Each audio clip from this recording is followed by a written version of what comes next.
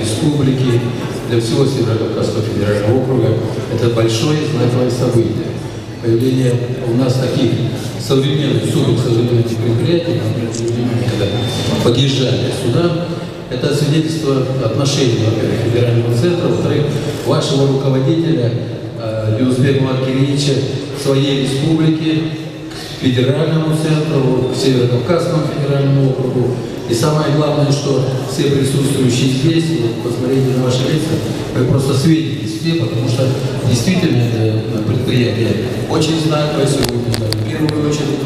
Всего порядка 230 человек работает, но после того, как предприятие будет выведено на полную мощность, 770 сотрудников будет работать на предприятии. Это и пополнение бюджета по нашей оценке порядка 140 миллионов рублей. В общем, мы на правильном пути.